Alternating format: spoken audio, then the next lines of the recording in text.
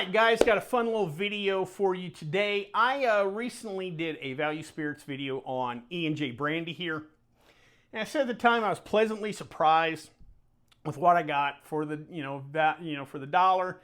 And I even kind of threw it out there. I would love to do, a comparison E&J Brandy and Cognac. So I thought that's what we would do here today, is kind of compare and contrast the two and see where the value really kind of lies.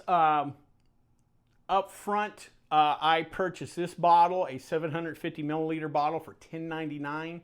I purchased this, a 50 milliliter bottle of Hennessy Cognac, for $6.99. So we can already kind of see, we get a little more bang for the buck as far as, alcohol goes. Real quick, want to kind of set this up, kind of compare and contrast the two, really kind of talk about the terms. So when you go to the liquor store, you're kind of armed with knowledge. Cognac is a style of brandy, but not all brandies are cognac. This is similar to, whiskey. You have bourbon. Bourbon's a whiskey, but not all whiskeys are bourbon. Similar in that sense. So let's start off with the term brandy. Brandy is basically distilled wine. Now that wine can be produced from any kind of fruit, whether it's bananas, watermelon, you name it. Traditionally though, most brandy and most of the stuff you see on your shelves comes from grapes. Now if it's not from grapes, it has to say on the bottle. So if it's peach brandy, pear brandy, what have you, it will say on the bottle. If you don't see a fruit on there, it is from grapes. Traditionally, it's aged in oak. However, here in the U.S. and different jurisdictions, they do allow for some caramel coloring, so the spirit may look more aged than it really is. As far as the different types of brandies, other variants of brandies, there is something called pomace brandy, which is where they take grapes after wine has been made and the grapes have been pressed. Some vineyards would throw it out to the hogs to eat, however, but in like Italy, however, the vineyard workers would take those grape skins, repress them again along with the seeds and the stems, and take that juice, ferment it, and distill it, and they would leave that unaged because they did not want to go spend money on barrels. However, they drink it unaged, and that's referred to as grappa, or also pomace brandy if it's made outside of Italy. Then you have eau de vie, which is basically just distilled wine, again from any kind of fruit, and it's not aged. This most likely was the first spirits man ever really had. Wine's been made for thousands of years. When the advent of the still came along, most likely one of the first things they tried was probably their wine. So eau de vie are kind of the OG of brandies. And then lastly, again, fruit brandies, they can be aged, unaged from whatever fruits other than grape brandy. Applejack's a popular one on that.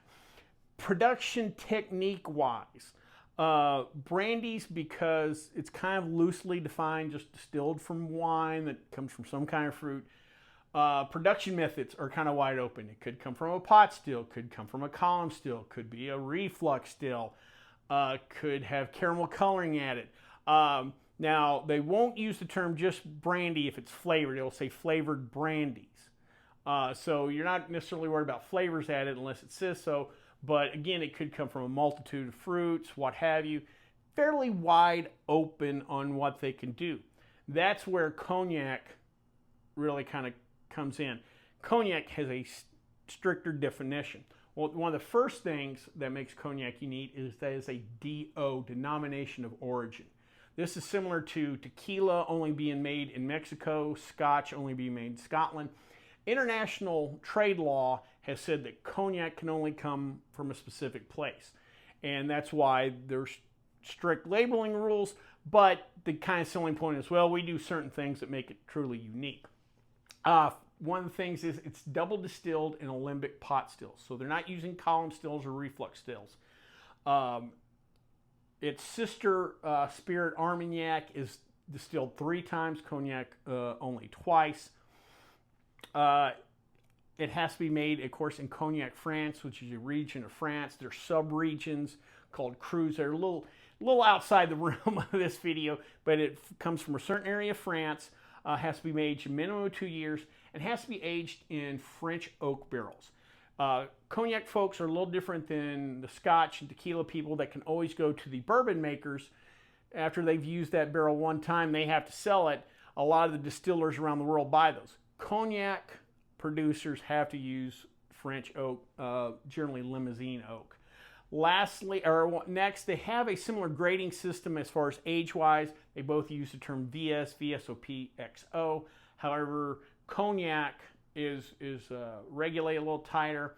I recently did a video in the Video Encyclopedia of Alcohol about the term XO, and for cognacs it means now 10 years, and for brandies it traditionally means 6. And the cognac people have some other terms like Napoleon, Ordeage, like that. Next we have what really as far as flavor wise make these two a little different is cognac has to use certain grapes, specifically 3 grapes: Colombard, Folie Blanche, and Uni Blanc. And Uni Blanc makes up roughly 90% of the cognac we consume. Now, what is Uni Blanc? Uni Blanc is a white wine grape that's dry and very acidic. Actually, does not make a good wine. I challenge you to go to your local liquor store or a nice, high-end restaurant and find a bottle of Uni Blanc. They just don't produce it. However, according to the cognac folks, that acidity in that wine makes it a better product to distill and age. That helps the product. Now, what is in this bottle of E&J? On the website, they state that it is a blend of California wine grapes. Now, E&J stands for Ernest and Julio Gallo. They are the largest winemaker in the world. They have access to all kinds of grapes. So most likely, and because they don't state it on there, most likely it might be a rotating blend of grapes. Who really knows? Now, further research, I'd seen some sites, some of these online retailers, spirit retailers, and 1 or 2 sites claims that in that mix of grapes are Colombard and Folie Blanche. So they might use some of the same grapes. How much, what percentage, we're not sure. But that's what we have in the bottles here, these 2 spirits. So that being said, let's jump into the tasting. Pour a little E&J there. And a little Henny, as the kids would say. All right, I'm going to start off with the Hennessy. I've recently had E&J, so let's go with the nose first.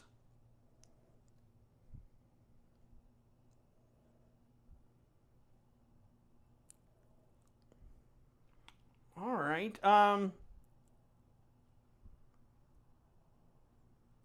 Just touch of heat on the nose, picking up some nice wood vanilla notes, not much else there.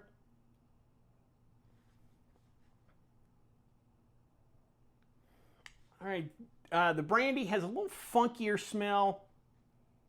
The oak or wood notes are less apparent.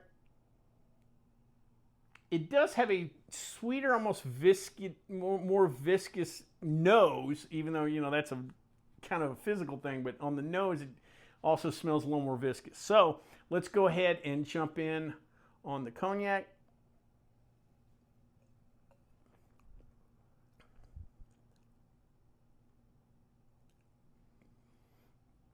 Pretty pleasant. I'm starting to get a little funky, grape funkiness kind of in the finish. It does linger for a little bit. Pleasant, mature. I almost feel like I'm sitting in a leather chair.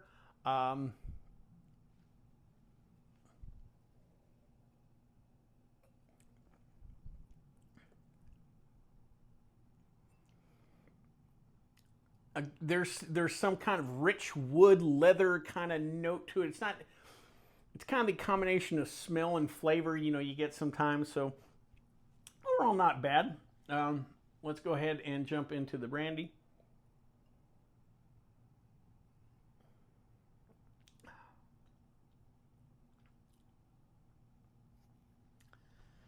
Now, I realize I'm not, scientific. Some people say, well, you need a better swallow. We're kind of keeping this low level. Not bad. It does not have quite the wood. It's not quite as deep or leathery or what have you. That being said, $6.99, $10.99. The flavor, we are not getting that disproportionate. You know, you literally get 15 times the booze in this bottle and that bottle. So we are not at 15 to 1 flavor wise. Let's go back into the brandy or cognac again.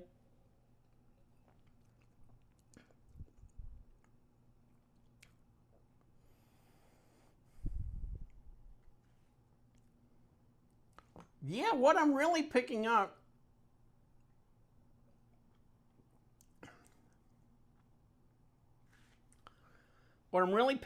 here is just a little more wood. That's really the major difference. It's a little less sweet too. This has some sweetness. It could be the caramel coloring that's most likely added here. These are both VSs, so age-wise, they're probably similar. There's probably, so in cognac and even brandy, the term, whatever the age statement is, whether it's 2 years, 3 years, 4 years, whatever, that is the youngest spirit in there. There could be older spirits. So there's a decent chance there's older spirits in here than here, and so you're going to get a little more complexity, a little more maturity. At the end of the day, though, I think base VSs for the price, you know, I think this is a better deal. Maybe when you get up to the XOs and some of the Napoleons, whatever, yeah, maybe. But again, price-wise, you know, a shot of Louis the 13th when I left working the Strip was $525. You cannot tell me it's that disproportionate. Now, lastly, before we wrap this video up, though, I do want to talk about a spirit that's out there that's kind of somewhere in the middle, and value-wise, I think it's very underrated. It's called Germain Robin. It bills itself as an alembic brandy. Basically, the gentleman that founded the company, his family had worked for the cognac houses back in France, Hennessy, Cavassier, whatever, I can't remember which one.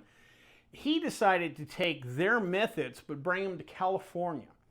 And now, because it's outside of Cognac, France, he can't call it cognac. But he did pretty much the same thing, except for one major difference. He did not use a poor white wine grape. He utilized some of the classic grapes grown there. I think Pinot Noir, Cab grapes, whatever. Classic California wine grapes, but he used the old alembic still, double pot stilled. And it is really good stuff. And because he can't call it cognac, the price is very reasonable. Their XO is just beautiful. But if you get a chance, and if you love either cognac or brandy, check that out. That's kind of in between. It's made pretty much like cognac, except just outside of France. But we used to sell shots of the stuff for 40, 45 bucks. And again, Louis the 13th was, or I take it back, the XO was $90 and Louis the 13th was $500. It wasn't close to me. Give me that Germain Robin. All right, guys, so with that being said, I hope you liked this video. If you did, please hit subscribe down below. Also, check out the other videos on the channel, and also like the video because it lets YouTube know we're putting out good content. If you have any questions, comments, concerns, or ideas for videos, please leave them in the comment section, or you can always contact me on the Twitter page. Till next time, bottoms up.